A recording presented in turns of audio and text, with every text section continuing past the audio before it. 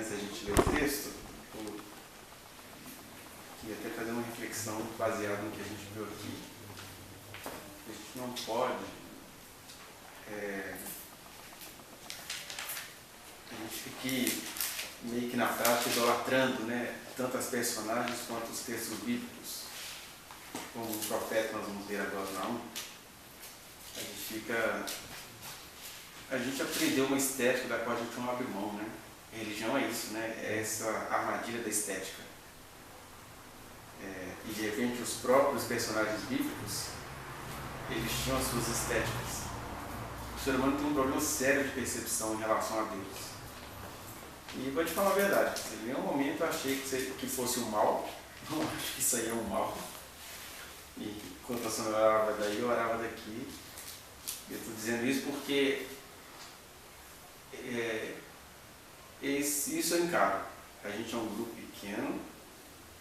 Se Deus quiser transformar isso aqui numa coisa maior, eloquente, abrangente, a gente vai ter que tomar o cuidado de não perder aquele momento separado, porque não nos enganemos. Com toda a nossa ciência, com toda a nossa literatura, com toda a nossa contemporaneidade histórica, Deus é Deus, o ser humano é ser humano e Deus quer conversar com esse ser humano.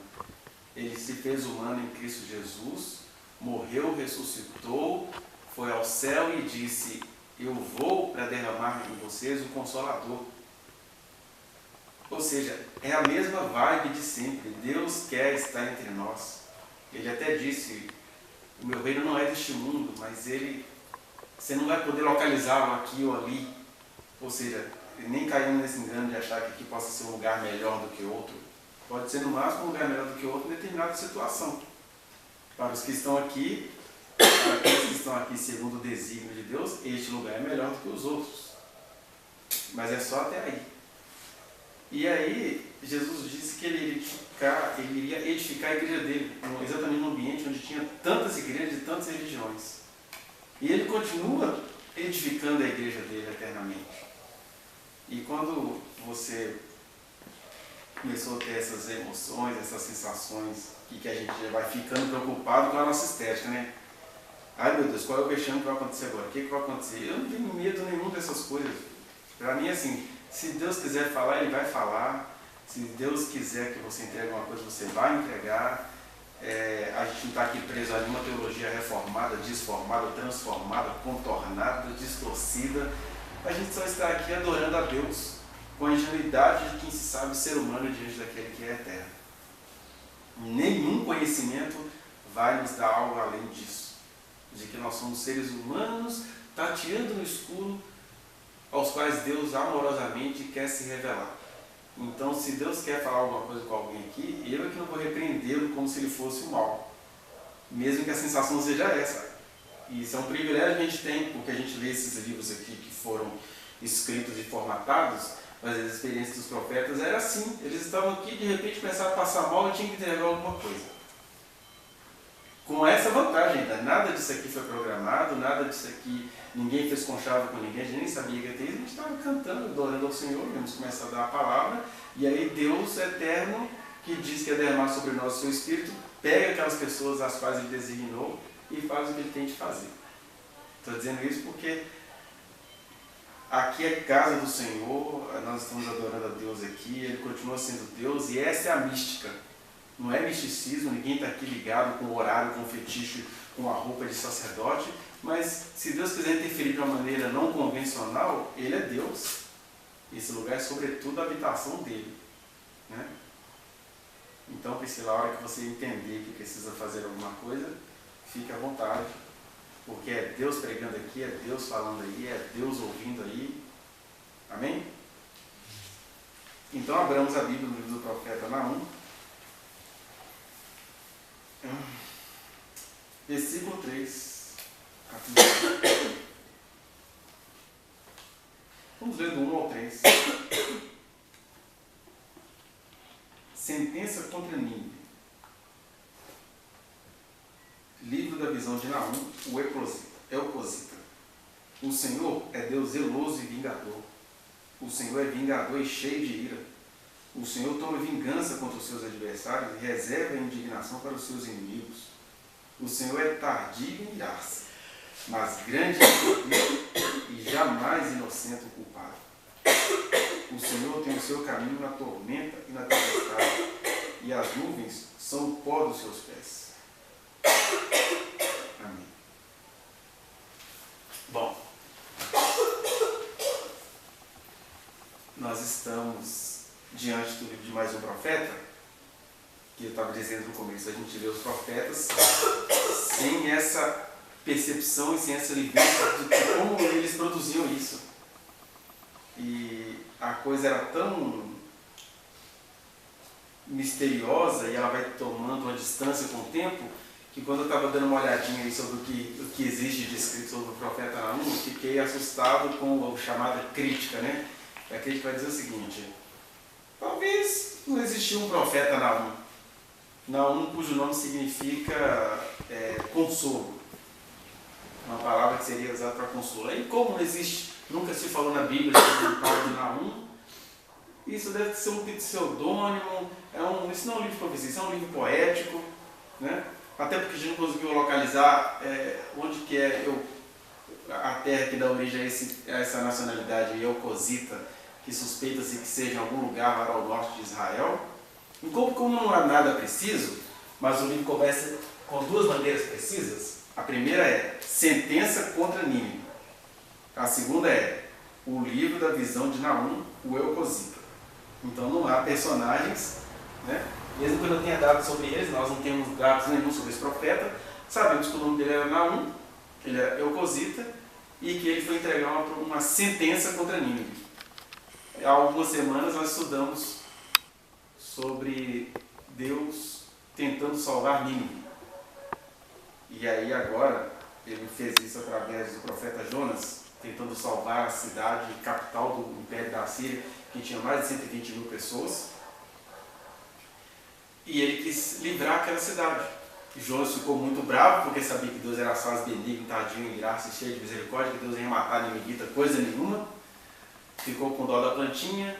Aí o que aconteceu com Jonas foi em 800 alguma coisa, lá no reinado de Jeroboão II.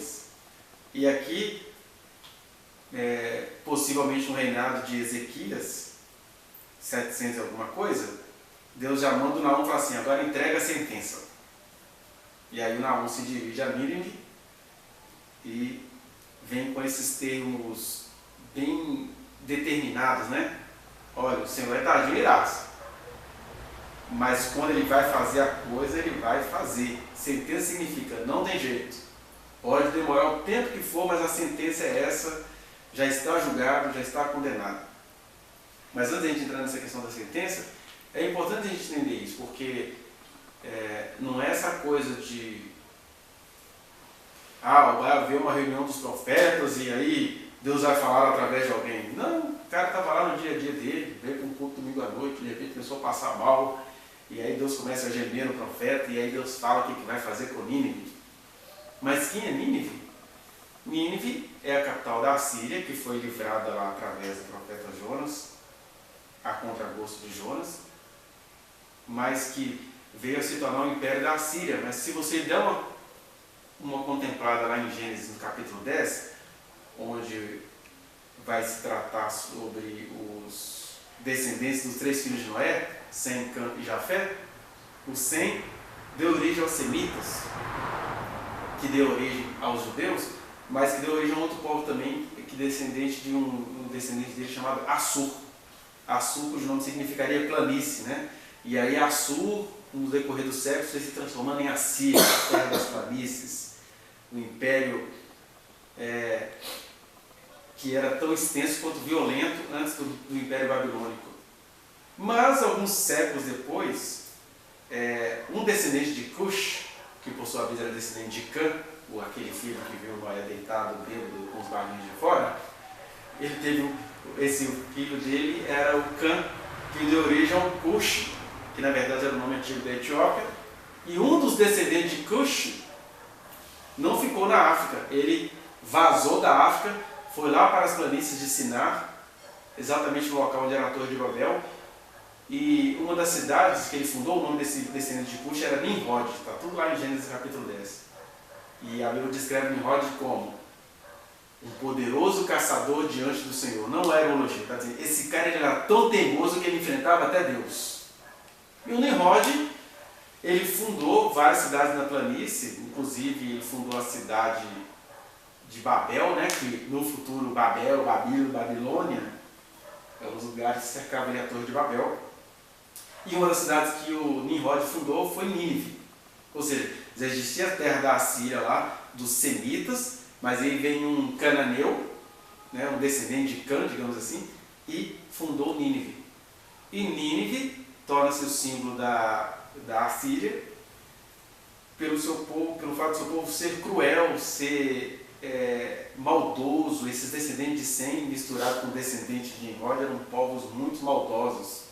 Tanto é verdade que 100 anos antes de a Babilônia invadir a terra de Judá, os assírios tinham levado a terra de Israel e acabaram com todo o território norte de Israel. E, para não ficar de graça, chamaram várias pessoas de várias nações e colocaram lá no território de Israel.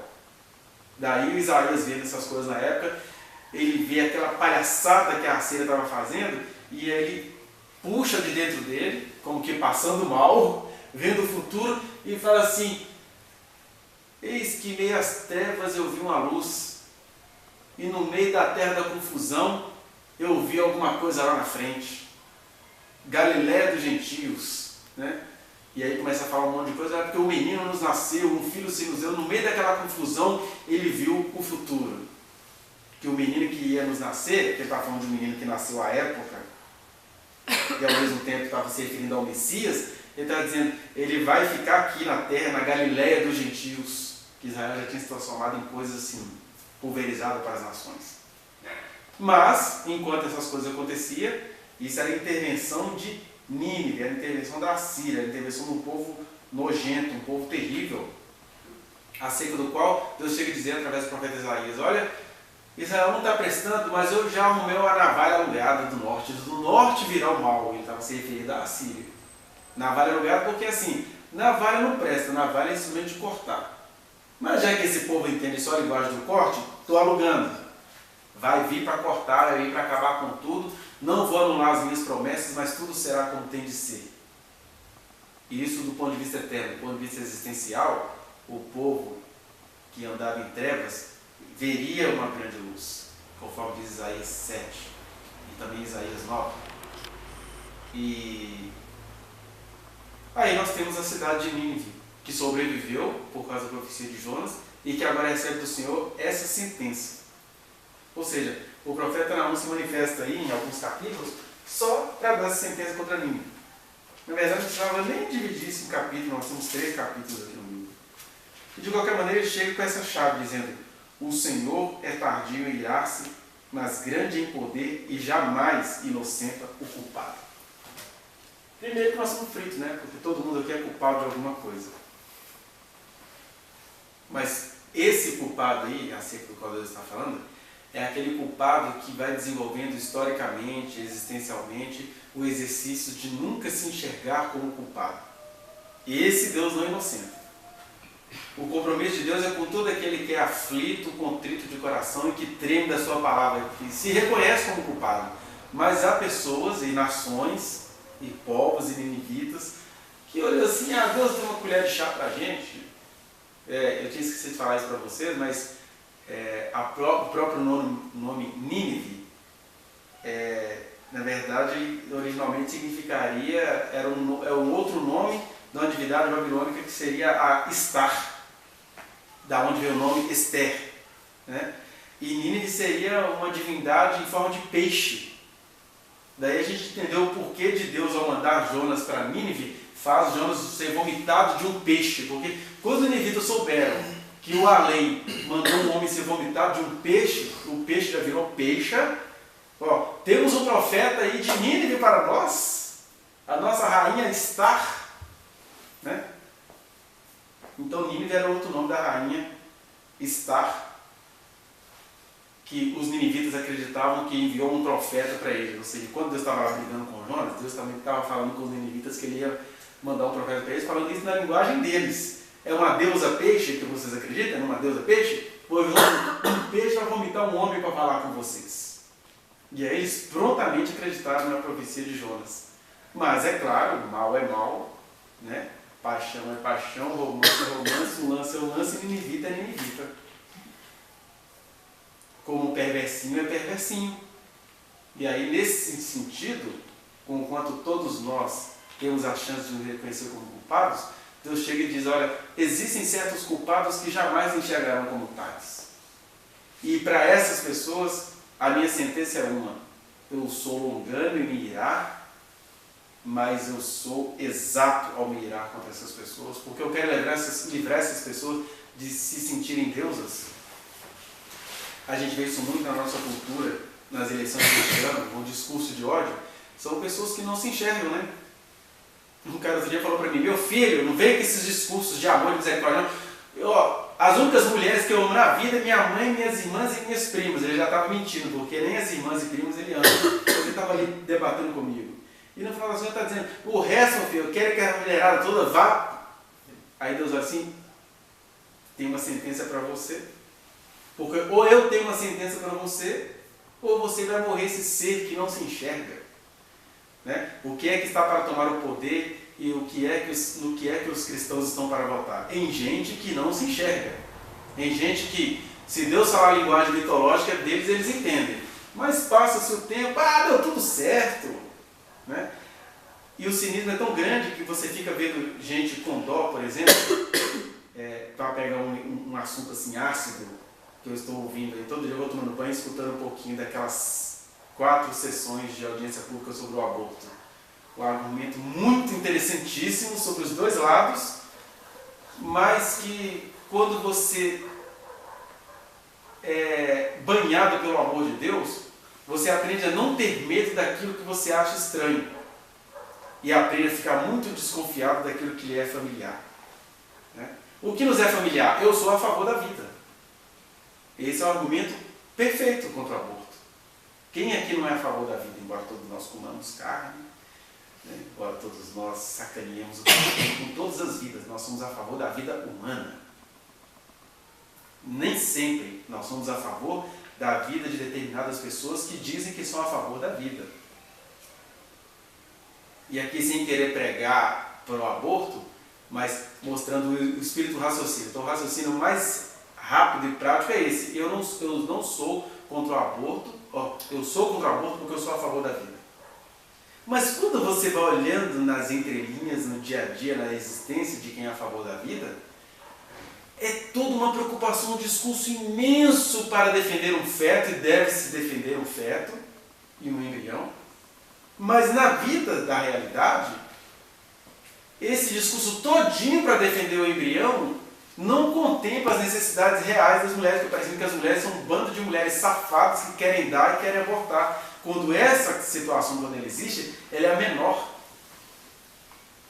Por exemplo, aquela acusação, né, de que a gente não pode liberar o aborto porque a gente está dando licença para a mulher assassinar. Mas esse raciocínio não vale, por exemplo, para liberar a cerveja, onde o cara, quando ele não mata alguém atropelado, ele xinga a filha de Kenga, para não falar das outras palavras. Ele quer molestar a filha porque ele está bêbado. Esse cara é contra o aborto. Né? Aí Jesus olha para isso, está vendo como é que o molho é muito apimentado e como é que as coisas não são tão facilmente separadas? Aí os melhores argumentos, depois vocês podem procurar no YouTube sobre o aborto, os melhores argumentos vieram de uma pastora luterana, de uma mulher que fez mais de 37 cirurgias e tem 300 fraturas no corpo. Ela chegando, o pessoal pensando assim, ela é tão deficiente, ela fala, eu sou deficiente porque me deixaram viver. Ela chegou falando com propriedade, sem perversidade, sem romantismo. Mas a pergunta é, o que é perversidade para Deus?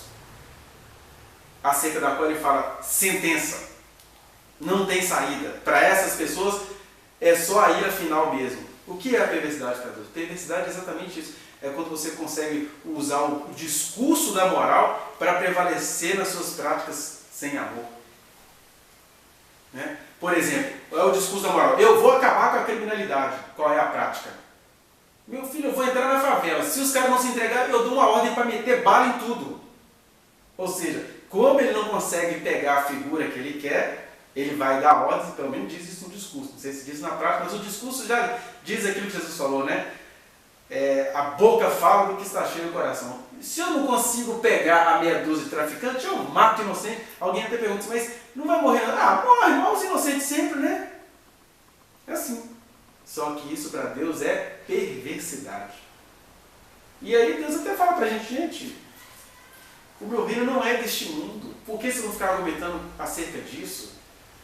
Eu aprendi uma senha, né?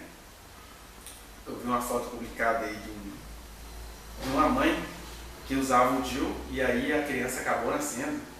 E aí o que ela fez? Ela pegou e fez um ensaio, pegou o DIU, colocou na mão da criança, do bebezinho assim nascido e tirou a foto, e a foto está rodando por aí na internet.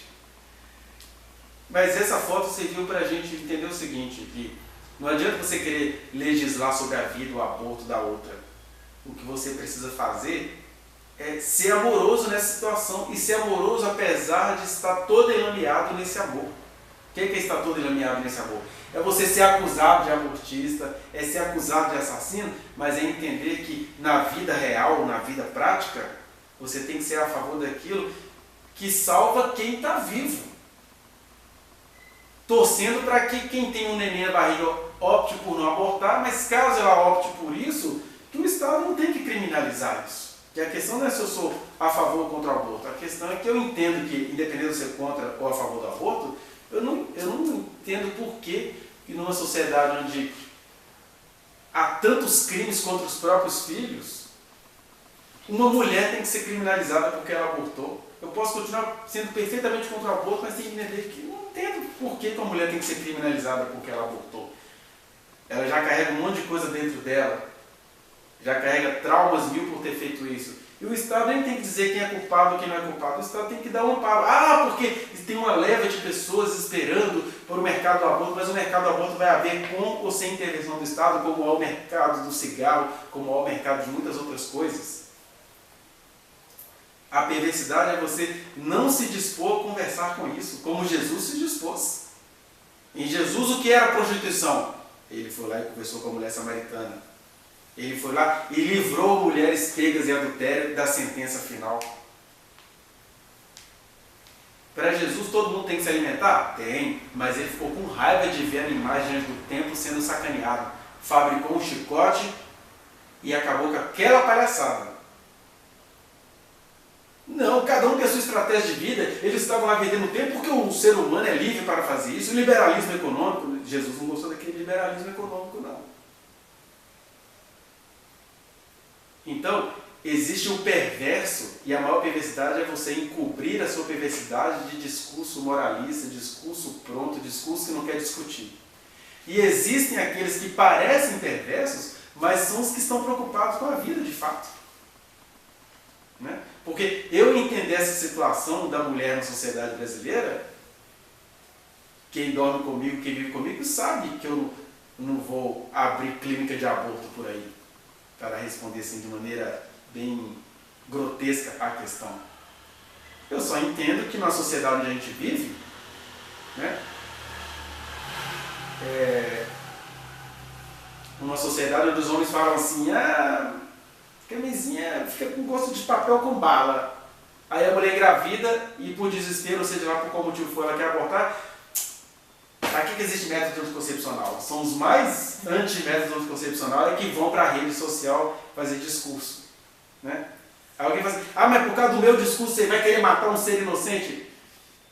Eu tenho certeza que quando Deus olha a mulher que matou um ser inocente e o homem que nunca matou um ser inocente, mas não liga para o ser inocente, não dá assistência para o ser inocente, nem quer saber se o ser inocente existe. Toda semana você pode ligar a qualquer rede de televisão que sempre tem um filho tentando reconhecimento do pai e o pai fala assim, inclusive o nosso estrela Pelé não reconheceu de jeito nenhum uma filha que ele tem.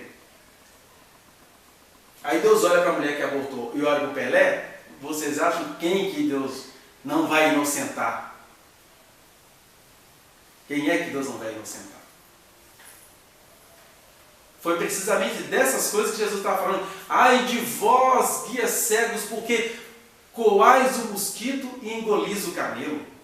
O que é isso?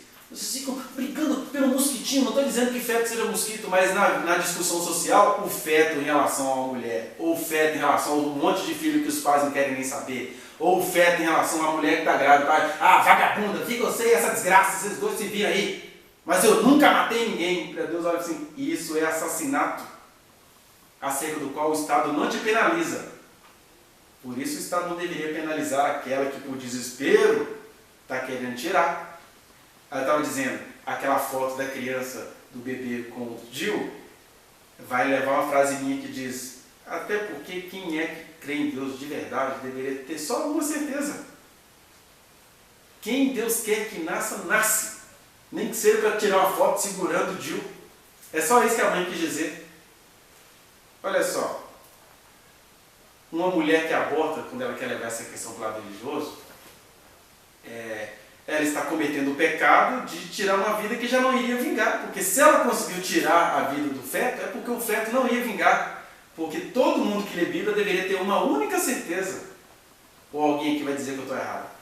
Quem Deus quer que nasça, nasce. Qual que é a frase dos crentes? Operando Ele, quem impedirá? E nós temos um monte de histórias sobre isso. Né? Temos a história desde uma mulher que não achava que estava grávida e o feto já estava com 4 meses, porque operando Ele, quem impedirá. Temos história desde pessoas que contam que a mãe contou para eles que tentou tirar e foi com chave de fenda e pena de ganso e não sei o que, e o menino nasceu vivo, sem nenhuma sequela. Como também temos outras histórias de mães que desejaram muito o filho e ele nasceu, ficou anicéfalo. Porque a vida tem esse limite do mistério e Deus não vai punir ninguém que age como pode no meio do mistério. Eu já vi e ouvi de mulheres, Deus aparecendo para mulheres aborteiras. Aborteiras, né? Porque mulher aborteira é aquela que vive de praticar. Mulheres que tomaram a decisão única de abortar, e aí Deus aparecia para umas, olha, deixa essa criança vingar, porque eu vou mudar a sua vida a partir dessa criança. Para muitas outras Deus não apareceu e você acha que ele vai cobrar alguma coisa delas? Esse mesmo Deus que apareceu para essa mulher que ia abortar e que não aparece que estando de pai cristão que não está nem aí para as filhas, o que tem de pai cristão, né, que chama a filha de vagabunda, isso é pior que abortar. Porque o que foi abortado não existe mais, ele é um ser potencial, nem existe. Você pode entender isso como um crime, mas se foi. O outro que fica todo dia abortando almas, acerca dos quais Jesus falou, ai de quem faz tropeçar os pequeninos. Ele não estava falando de feto, ele estava falando de criança nascida. Quem faz tropeçar um pequenino, gente, Jesus emitindo a opinião pessoal dele. Melhor fosse que lhe fosse pendurado uma pedra de moinho no pescoço, que é para ele ser afundado no mar e nem ter chance de voltar. Jesus está falando disso, de quem faz criança tropeçar, de quem chama a filha de Kenga, de quem bate na menina porque ela estava com a saia acima do joelho. Para falar das nossas bobeirinhas, sem falar de outras coisas aí. Isso para Jesus é pior do que aborto. Mas qual é a perversidade mais próspera? É aquela que consegue se cobrir de um discurso que agrada a moral. E o discurso que agrada a moral é esse. Eu sou a favor da vida, não discuta comigo. O discurso que não agrada a moral e também não desagrada a Deus seria o quê? Quem Deus quer que nasça, nasce. Isso quer dizer que eu estou induzindo vocês ao aborto? Não, isso quer dizer que eu compreendo caso o Estado queira dizer o seguinte, a mulher que quiser abortar será amparada pelo Estado. Como a gente também compreende o Estado que liberou cerveja, o Estado que liberou um monte de coisa, e isso não me fez me tornar cachaceiro, nem cheirador, nem maresista, muito menos vai me fazer tornar aborteiro. Como é que alguém pode achar que eu sou perverso por causa disso? Né? Para a gente não desviar muito o assunto, eu só estava citando esse exemplo aqui, dessa coisa enxuta, que quem Deus quer que nasça, vai nascer. Então, todo religioso que é muito preocupado com essa questão, está dizendo com as palavras dele que ele não confia em Deus. Agora, sobre questões que estão no campo do mistério, como essa questão de quem Deus quer que nasça vai nascer, eu vou fazer de tudo para que quem veio à luz prospere. Mas eu não vou entrar nessa discussão social de ficar criminalizando uma mulher que, por motivos que eu desconheço, entendeu que não quer a gravidez, porque, só para fechar, uma mulher quando consegue tirar um feto, é porque o feto não ia vingar. Porque todo mundo aqui conhece histórias de fetos que não conseguiram ser tirados, porque estes iriam nascer. E aí o pecado dela é o que Jesus fez com todas as pecadoras do tempo dele. Filha, nem tão pouco eu te condeno. A moral não te condenou, não? Não, quer dizer, a moral te condenou, mas não te mataram? Eu nem te condeno. Vai em paz. E não peques mais, claro. Né? Agora, o que Deus se levanta contra aí? Através do profeta Naum. É essa gente que é tão poderosa, que vai ficando tão maldosa, que vai ficando tão cheia de maldade, que nem se enxerga. Aí ele mandou um profeta vomitado da boca de um peixe da suposta Nínive, né? Da suposta Star. Mas o pessoal, eles eram viciados em violência. O pessoal saía comendo tudo, né? E Israel sentiu isso. Por que Naum significa consolo? É Deus dizendo, olha, tem hora na vida da gente que é tiro, porrada e bomba, como disse a filósofa do funk. Não tem jeito. Porque nós provocamos isso. Quando Deus manda um consolo através do profeta Naum, ele está dizendo, olha, tem uma sentença contra Nínive. E ele dizendo isso nos dias de Ezequias. Mas antes de Ezequias, ou depois até, Israel provocava todas as iras. Porque Israel era a manifestação da ira. Era um povo que conhecia Deus e não tinha piedade. Era um povo que conhecia Deus e queria ficar como o mundo. Era um povo que conhecia Deus e queria aprender com as nações estrangeiras. Vocês vão aprender com nações estrangeiras. Calma, vai chegar essa hora. Que foi a chance que eles tiveram lá de entrar em contato com o Império Babilônico e com o Império Grego. Né? Toda a humanidade aprendeu com as nações estrangeiras. Mas o que eles queriam aprender com as nações estrangeiras, Jeremias é que vomita isso em profecia, né? Vocês estão pior do que aquilo que vocês querem aprender. Vocês são garanhões insaciáveis, e as mulheres são como novilha, numa dromedária nova que fica transando até com vento, de tanto tesão que vocês estão. Ficam aí cultuando, enche este lugar, está querendo encher outra coisa. Entra na minha casa, mas não falar para entrar em outro lugar. Era assim que eram as profecias do profeta Jeremias. Daí vocês entendem que a nossa Bíblia é toda clássica, porque se você visse a cena, você não aguentaria, não. Um cara entrar aqui à noite, aí gemendo e grunhindo e falando, vacas de Bazã! Pronto, já teria todo... O cara não é politicamente correto. Como o profeta Oséias, que sentia as dores de ficar sendo traído pela mulher toda noite. Assim, vai sentir essas dores, você vai ter que ir lá profetizar para todo mundo que me trai todo dia. Ou o profeta Jeremias, que chega e chama Israel como uma dromedária nova, que anda de ligeiros passos e que no ardor do cio segue zigue-zagueando pelo caminho. Os profetas eram assim, embora eles estão nos nossos livros, nossos compêndios, enxutos, editados, enxugados, né? Porque não é elegante essas coisas. Esta foto contém conteúdo violento. E bem-vindo à censura, desde que a gente não deixe de perceber que a mensagem era tão escrachada quanto o meio que tinha que ouvi-la. Então, o Naum dá um consolo para Israel dizendo, olha, a sentença virá. E o consolo de Deus para nós é esse também. Quem aqui não necessita de que Deus resolva uma coisa? Eu nunca vou me esquecer das muitas injustiças que ele já sofreu na vida, mas essa dá para contar em público. Foi quando a Sônia, que é uma das mulheres que mais dirigem bem, e quando eu falo isso, não quero dizer que mulher dirige mal, estou dizendo que mulher, numa cultura que zomba das mulheres, acabam dirigindo mal. Porque ela está dirigindo, tentando responder a uma cultura de, e aí, velho? Quem estava no volante? Então, apesar dessa cultura de zombar de mulheres, a Sônia desde sempre dirigiu muito bem.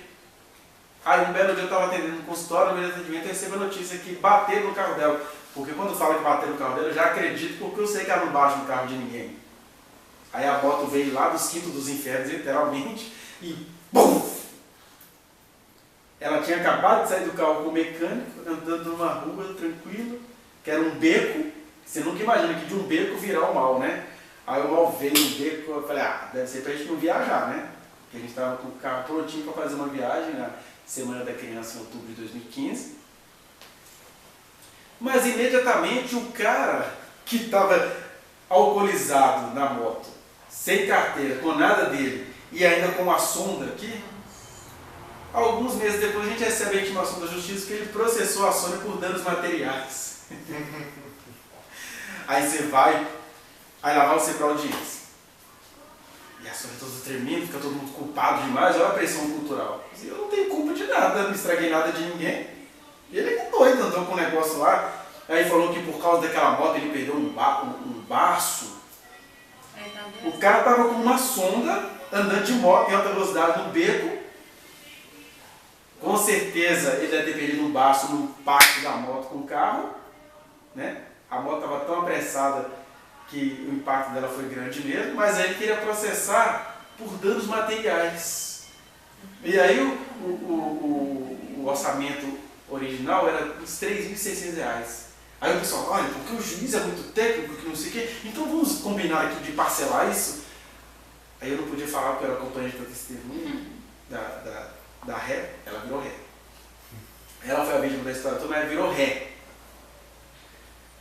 Aí eu falei com a Sônia assim, aí eu falei, Sônia, tem acordo nenhum. Olha, o juiz é muito técnico, isso pode subir para 5 mil, não sei quanto, pode subir para 5 mil, 10 mil, tanto que for. A minha convicção da nossa total inocência não vai ajudar a gente a fazer acordo nenhum aqui. Aí não teve acordo.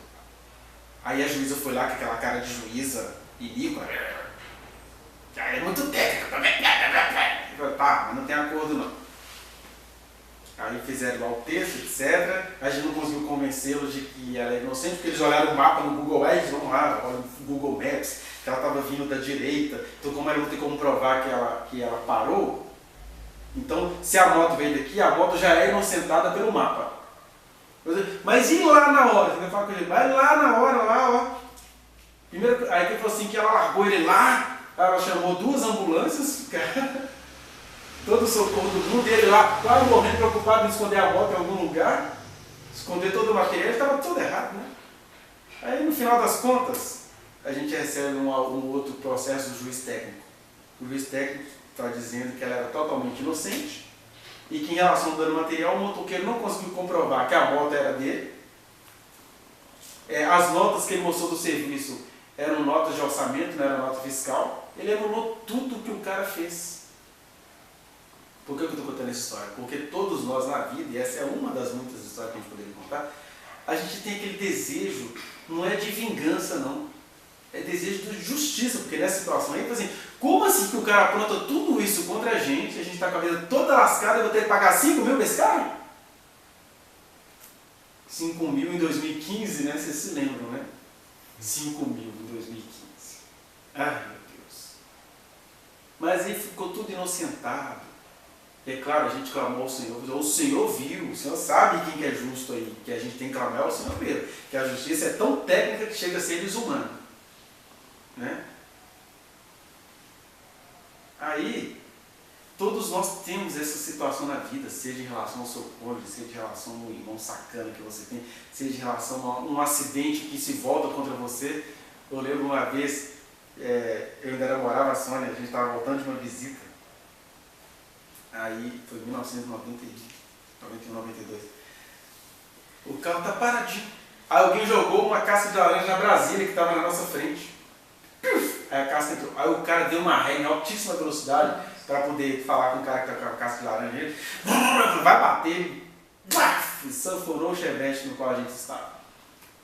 Aí a Sônia, em 1992, dava para andar sem carteira, né? Ela tinha 18 anos. Aí, já dirigia há 4 anos, né? Aí ela já se sente culpada, né? Pela lei, tô errado. Aí o cara falando, desculpa, o que aconteceu aí e tal, é porque o cara jogou uma capa. Você tem carteira? Não. Você! Aí o cara começou. Aí ele conseguiu fazer a despesa, tudo de errado que ele sabia que ele tinha feito. No caso, o pai da Sônia teve que pagar. Pagou todo o conselho, pagou tudo. porque ele conseguiu fazer todo mundo se sentir culpado, porque ela que estava com o carro parado, ela nem estava dirigindo, estava parada na rua. Mas como ela não tinha carteira, né? Aí seria um caso, se a gente soubesse dessas manobras legais, processaram por danos morais, porque ela não tinha carteira, mas naquele caso ela estava com o carro parado, não estava dirigindo. Mas aí a culpa é tão grande que você se incrimina, né? Porque depois nós andamos falando, a gente nunca parou para pensar, de repente aquele cara nem tinha carteira também, porque o auê que ele fez, e não teve polícia, não teve nada, ele resolveu tudo ali, ele sentenciou quem tinha e quem não tinha carteira, de repente ele nem tinha, mas a culpa foi tão grande que a pessoa pagou. É uma das situações que você fala assim, puxa, eu só posso contar com a justiça de Deus mesmo, né? Um canalha faz um negócio desse e sai ileso. A gente poderia pensar em muitas situações na vida, mas o que eu queria que a gente entendesse aqui é o seguinte, que Israel tinha esse tipo de indignação em relação aos assírios, o Nínive. Mas Israel, por outro lado, precisava chegar, por isso que é até interessante esse livro se chamar Consolo, Naum, porque todos os outros profetas vão dizer o seguinte, o mal está vindo, mas foi um mal provocado por vocês. Então, junto com o nosso desejo e senso de justiça, a gente precisa saber que há certos males que é a gente que provoca. Como este mal que está para chegar no Brasil. Eu nunca vi um tanto de gente cristã, em nome de um discurso da boa moral, desejar tanto o mal. Você fala assim, o cara tem funcionário fantasma. Cala a boca! Eu quero ele com funcionário fantasma, com o que eu vier, porque é o discurso dele. O mal vai chegar. O mal vai chegar. E vocês vão ter que passar por ele. Quem me encontrar no meio desse mal será consolado. Mas o mal vai chegar porque o brasileiro quer o mal. O brasileiro que é muito maldoso em si mesmo quer o mal. Mas no meio do mal tem esse consolo. O pessoal olha, mas a sentença é certa. E a gente sempre tem de discernir o que é senso de justiça e o que é senso de vingança. Porque quem é justo é passivo. E até ele é pacífico e é até passivo em algumas situações. Como Jesus. Que coisa mais passiva do que Jesus diante de Pilatos? Que coisa mais injusta Jesus sendo morto como malfeitor no meio de outros 499 pessoas do Império Romano, algumas das quais cometeram seus crimes, outras não cometeram crime, estavam lá por causa de uma formalidade jurídica. E aí Jesus fala para Pilatos, olha, meu reino não é deste mundo. E ele já tinha falado para os apóstolos, agora é a hora e a vez do mal. Passivo. Mas o passivo de dizer o meu reino não é deste mundo é o mesmo que tem senso de justiça e diz Jerusalém, Jerusalém, que matas os profetas. Quantas vezes eu quis acolher vocês como uma galinha acolhe os seus pintinhos, mas vocês rejeitaram o dia da minha visitação. Então o senso de justiça faz a gente clamar, mas também faz a gente entender o seguinte, existem males acerca dos quais você não tem poder sobre a realidade, mas você tem o livramento de Deus sobre a sua história pessoal. É como se Deus estivesse dizendo para Israel, acerca de Nínive, vocês ainda vão sofrer tudo que vocês têm que sofrer, porque vocês não prestam não. Mas Nínive é certo. Sentença contra Nínive. E é engraçado que, como a coisa aconteceu de maneira tão bem descrita como o Naum descreve, que o Naum vai falar de inundação, porque Nínive era muito poderosa, Nínive era muito violenta, Nínive era de Trump para lá. Trump, aquele outro George W. Bush, que inventou um negócio chamado Anthrax, aterrorizou o planeta inteiro com Anthrax. Aí que esse discurso de Anthrax ele entrou no Oriente Médio e no Iraque, acabou com tudo lá. E os crentes dando razão ao George W. Bush, porque como é que é o nome daquele cara lá? Saddam Hussein tinha edificado a Babilônia. Ele fez uma cidade lá chamada Babilônia, né?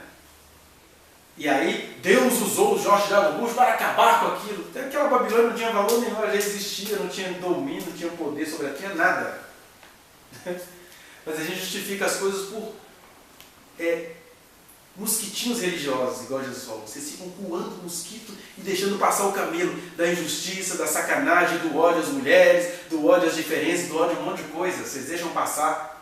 Ou pega um exagero da diferença para dizer que a diferença é tudo aquilo. Você pega uma foto de um acontecimento isolado de uns viadinhos enfiando um crucifixo no do outro. Aí você diz que todo movimento é assim.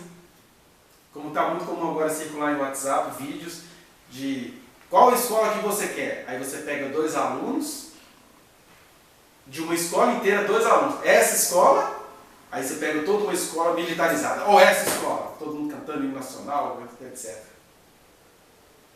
Aí as pessoas ficam desejando a escola militarizada, sem entender que a outra escola que foi mostrada são 2 alunos, não é toda a escola. Eu dou aula na 38ª escola, talvez. Eu falo 38ª porque são públicos diferentes. Então, em algumas escolas eu acabei dando aula em anos diferentes, mas são públicos diferentes. Então são mais de 40 públicos diferentes de escolas públicas que eu dou aula. Eu desconheço essa escola de 2010 que estava sendo erotizada, que estava erotizando as crianças. A escola continua moralista como sempre foi. Casos isolados você sempre vai achar com leis segurando isso ou não. No ano de 1999, eu era professor numa escola, onde o professor de ciências chegava para os alunos e não tinha nada desses trem que eles chamam de ideologia de gênero. Chegava para os alunos: bom dia, gente! E aí, você já se masturbou hoje? Aí eu vou e filmo essa cena e falo: olha as nossas escolas! A escola inteira não era assim. Era gerenciada por uma diretora maravilhosa. E esse professor tinha que ser detectado e punido. Mas o que o discurso faz? Você pega isso e põe na rede. Ah, as escolas estão muito imorais. Que isso? Eu estudo na Escola Madre Carmelita. Eu trabalho lá na Escola Madre Carmelita esse ano. Jovem é jovem. Jovem apronta as suas. Até agora, já estou no mês de agosto.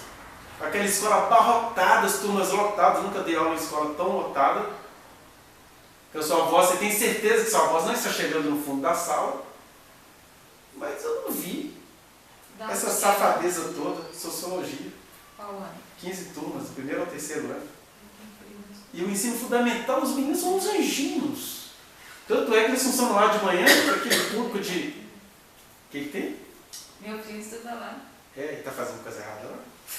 Não. Está sendo doutrinado? Ele gosta de políticos, coisas assim. Ideologia de gênero? Não, político. Qual que é a série dele? Então, acho que ele está no 3º.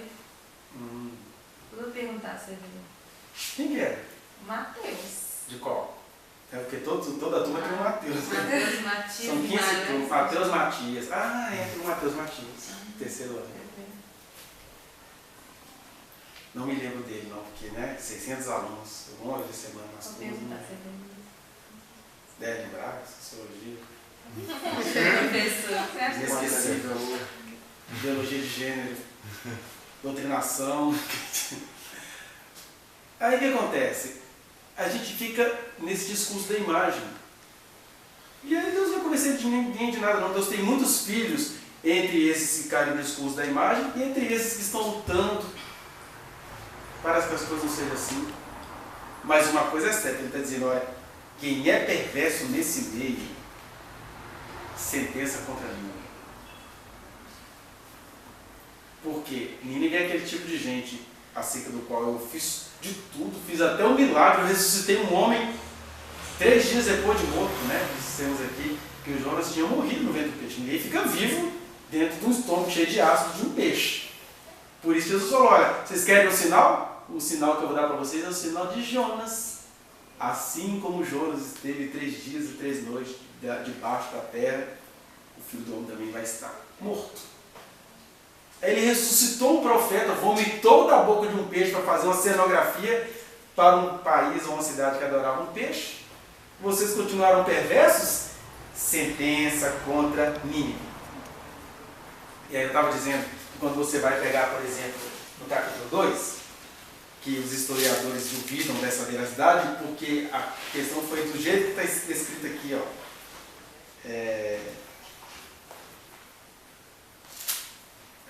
Deixa eu ver onde é que está. Não, o livro é pequeno, depois vocês acham por aí, que ele vai falar que as águas vão minar, vão brotar da terra, etc. E aí que ele fala o seguinte: entre os anos 620, mais ou menos, que o Império Assírio começou a afundar, para a surpresa de todo mundo, que a Síria já estava fragilizada, começou a haver uma enchente. porque eles se gabavam lá do Nilo, no Nilo era o Egito, do Eufrates, né, daquela região ali, da Síria. E aí começou a haver inundações. E aí, junto com a fraqueza bélica deles, a cidade já não sabia o que fazer com aquela inundação que aconteceu no ano 620. Isso é até documentado até pelo Heródoto, lá, o pai da história, né? Que Nínive acabou perecendo porque o pessoal ficou fragilizado com o excesso de inundações e começaram a rachar as paredes. Então a água começou a entrar na cidade. E isso prova que isso é uma profecia, porque foi Deus quem falou, foi Deus quem fez. Né? Aí alguém fala assim, olha, foi do jeito que é escrito no livro. Então, isso mostra que isso deve ter sido escrito depois. Mas olha que interessante. Porque o texto começa, igual eu falei, com duas exatidões. Primeiro, é uma sentença contra mim. Segundo, o livro da visão de Naum, o Elcosito, ou seja, vou contar para vocês uma coisa que vai acontecer. Ou no máximo, vou contar para vocês uma coisa que está acontecendo. Eu vou mandar enchente. Vocês têm poder? Está ensinando a criança a fazer gestinho da tiro? Eu resolvo isso aí, ó. Eu estou esperando as eleições esse ano passado, para ver se as profecias se cumprem. Vai ter umas profecias aí, que no Brasil vai ter tsunami, maremoto. Aí os mais honestos falam, eu não sei se isso é no sentido simbólico ou se é no sentido real. Mas do jeito que a coisa está indo no Brasil, parece que vai ter que ter uma intervenção mesmo, assim, sobrenatural, catastrófica. Que alguém fala assim, deve ser que o Congresso vai explodir. Mas a gente tem muita raiva do Congresso, né? Eu falei isso muito com os alunos lá, não sei se o Matheus vai lembrar disso. Você pode ter a raiva que for, mas infelizmente, quem é que faz aquele Congresso? Quem que está para eleger um Congresso fundamentalista nessas eleições? Você pode xingar e querer que aquilo ali exploda, mas quem é que coloca aquele povo lá? Seja você votando, ou seja você, tudo para mim não presta, não vou nem votar. Quando você também não vota, você coloca lá aquelas pessoas. Aí Deus olha para o Congresso e olha para quem povoou aquele Congresso, assim, eu acho que essa enchente vai ter que pegar até você da favela, que é injustiçado socialmente, mas que entende que bandido bom é bandido morto, mesmo sabendo que quem fala isso acha que você, favelado, é bandido. Porque você concorda com isso, a enchente vai te pegar. E Deus não conversa não, Deus nem dá palestra não. Vou explicar para vocês. De acordo com o caput da lei 384, a linha B, não. Sabe por que Deus não conversa? Porque Ele está falando, olha Ele falando aqui. Bobos são vocês que acham que eu estou aqui exercendo pensamentos pessoais, querendo impor ideologia. Eu sou Deus falando e vocês são Deus ouvindo. Porque o Espírito foi derramado sobre nós. Aqui não é seite ou noia, não. O Espírito Santo nos habita. Quem está falando nem tem cara de ser usado por Deus. E quem está ouvindo tem a chance de falar, olha, quem tem ouvidos ouça o que o Espírito diz às igrejas. Porque eu não estou aqui para fazer política. Eu estou aqui para chamar cada um à sua responsabilidade. E tem muita gente sofrida socialmente que vai estar sentenciada. Por quê? Porque quer colocar a gente perversa lá. E com cegueira não tem conversa. O que você faz com a cegueira espiritual? Só lamenta. Cegos, guia cegos! Deixai, são cegos, guia cegos. Mas a sentença virá. Jesus falou.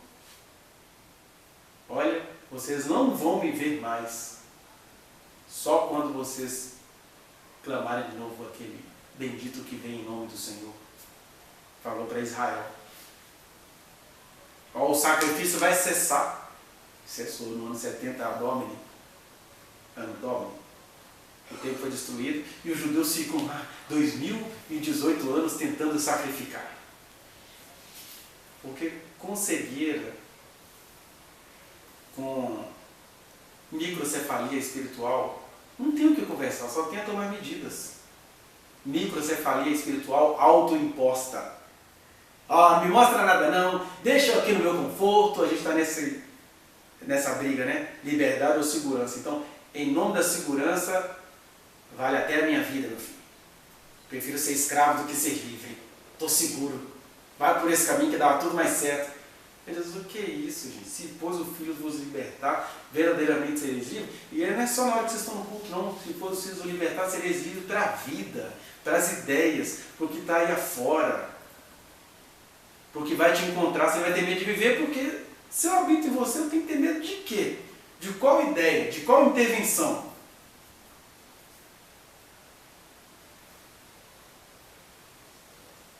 Se eu sou governado por alguém cujo reino não é deste mundo, por outro lado, se aqueles que falam em nome dele vão povoar o congresso dessa perversidade, a sentença recairá. Cada um será cobrado a sua responsabilidade. Como nós somos o tempo todo. Né? Isso até te ajuda a encarar a tragédia da vida, não é sem romantismo, mas é com senso de realidade. A Sônia outro dia ficou chocada, porque, né, como todas as mulheres da nossa cultura, chega uma hora que o corpo começa a dar sinais, tumores, nos seios, etc. E aí não é que você não ligue para o que está acontecendo, mas é você entender o seguinte, olha, nós somos a geração que comemos o que não presta, nós somos a geração que respiramos o que não presta. O que a gente pode fazer? Vamos clamar ao Senhor. Mas isso não é nenhuma maldição no sentido espiritual. O que eu estou pagando por eu ter feito isso? Meu Deus, o que a gente come todo dia já é cancerígeno. Né? E o que a gente pode falar, Senhor, eu posso enxergar alguma coisa nesse mal súbito que me sobreveio, mas que era meio que uma tragédia anunciada? Tem uma parte aí que pertence a nós, outra parte que você já nasceu numa cultura tão agitada que as mulheres têm uma tendência à endometriose. Não sei se você sabe, as origens da endometriose são profundamente psicossociais, né? É a cultura de massas, é a correria, é a competência, e aí o útero chora. O endométrio vaza.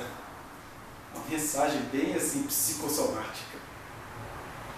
Que você não tem que banalizar, não.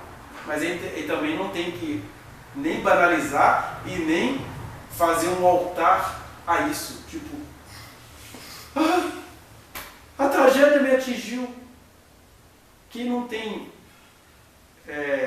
a iluminação do Espírito, é até compreensível que fique nesse susto. Mas quem tem que encarar a tragédia e falar assim, eu sirvo ao mesmo Deus de Ezequias. Quando Ezequias recebeu a notícia de que ele estava com uma doença mortal, ele esperou todo mundo sair, foi para o cantinho, e a vida dele não era boa não, tá? Porque a Assíria estava enchendo o saco do rei Ezequias. Ele virou e falou assim, Senhor, deixa eu ver só mais um pouquinho.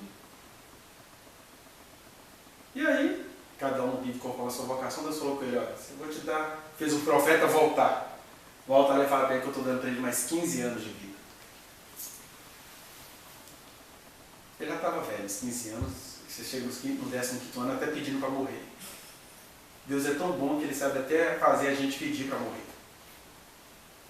Lembro da minha avó, quando ela estava para falecer, ela falava assim, olha, meu neto, está tudo muito bom. Meu filho se converteu, o sonho dela era ver o meu pai convertido, né? E eu já imaginava que Deus não iria deixar ela viver muitos anos, porque todos nós temos um defeito pessoal. E o dela era esse. Se ela visse o filho dela não só se convertendo, mas se tornando o que ele ainda vai se tornar, ela ia fazer um altar ao Jeroboão. Jerubaal, que foi o novo nome que eles deram de Deus. Então Deus sabe livrar a gente do dia mal, inclusive do nosso próprio mal, acerca do qual a gente não sabe se livrar. Então, quando eu vi meu pai se convertendo, eu já sabia que a minha avózinha não ia durar muito. E isso não é maldade de Deus, não, é porque Deus sabe nos livrar do nosso próprio mal. E aí eu fui vendo que ela foi entendendo isso. Olha, minha hora está chegando, não vou durar muito não. Até que ela está internada e já estava irritada com aqueles exames que tinha que fazer. Uma vez, assim, eu quero tirar esses aparelhos aqui, estou a fim de ficar aqui mais não. Já deu o que tinha que dar. E é assim, a gente olha para isso e fica assim, vó, você não pode ir, não. Calma, deixa cada um ser responsável. Eu estou dizendo que Deus sabe fazer a gente chegar no lugar e falar assim, vai Jesus, me leva, já deu. Me lembro do Russell Shedd, o autor dos comentários dessa Bíblia. Tem um vídeo dele na internet, ele quase morto, né? Enferrujadinho, 84 anos. Ele falou, gente, mandando uma mensagem para uma igreja lá. Olha, minha vida foi maravilhosa. 84 anos de amor ao Evangelho, dedicação exclusiva. Agora, nos últimos 4 meses, de repente, as coisas foram ficando ruins. Só queria dizer para vocês o seguinte. Já fiz tudo que eu tinha que fazer. Olha, irmãos, eu estou muito tranquilo, viu? Eu estou em paz. Eu acho que não vou durar, mas eu estou em paz. Viu? Que o Senhor abençoe vocês. E com aquela cara de morte. Morreu. Cerca de 2 semanas depois. Descansou. Estou aqui zombando da morte do estado moribundo? Não, estou dizendo que no nível pessoal, nós temos sentenças. A terra é maldita por nossa causa, cada um vai pagar a sua sentença. Agora, do ponto de vista social, até espiritual, Deus continua falando, olha, a morte está sobre vocês, mas contem comigo. Clamem a mim, e responder-te-ei, e vou te anunciar coisas que você nem imaginava. Olha, eu sei fazer alguém achar até a morte divertida, sem querer dizer com isso que a pessoa seja suicida, tá? Não tenho medo da vida, e quem não tem medo da vida não terá medo da morte. Porque quem anda com Jesus, ele falou, já passou da morte para a vida, e descobre que quem anda com Jesus não vai ficar com medo nem da vida nem da morte, porque sabe que quem anda com Jesus, a morte é só passagem para conhecer as coisas grandes e ocultas que você nunca imaginou. Só que você morre de medo, né? Feto morre de medo de sair do útero, eu morro de medo de sair da terra, lógico.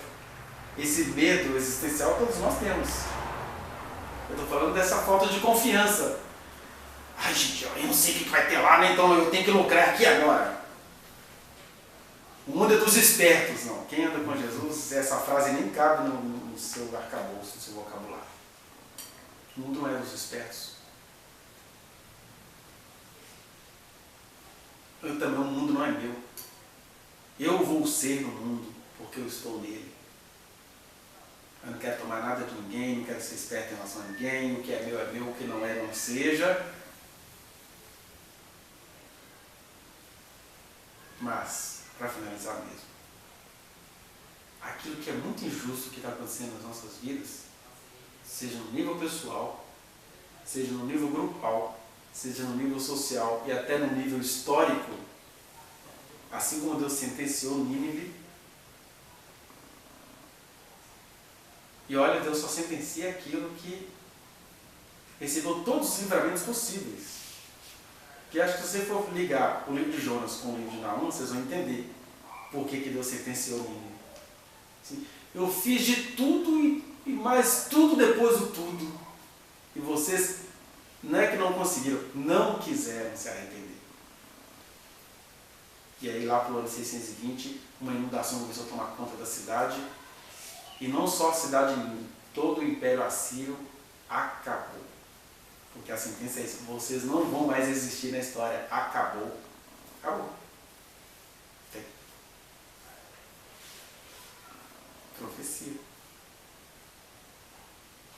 A gente não sabe mais quantos séculos há antes de Jesus voltar. A profecia desse jeitinho aí continua existindo. Por isso que uma das coisas que eu tenho como propósito nesse pequeno grupo, seja lá o que ele vier se transformar, é que Deus tem que ser o Senhor desse culto, deste encontro, dessas pessoas, seja lá quem estiver aqui, sei lá qual dia for. Quando Ele quiser se manifestar, Ele se manifestará, e a gente precisa aprender a não ter medo disso e a não ficar politicamente correto em relação a isso. Porque a chance que você tem de, mesmo que você não possa propagar isso para ele, de saber na prática, cara, Deus existe, Ele nos livra, Ele faz coisas grandes e ocultas, não vou ficar esnobando as coisas ocultas, as coisas grandes e ocultas, mas vou ter paz para viver isso.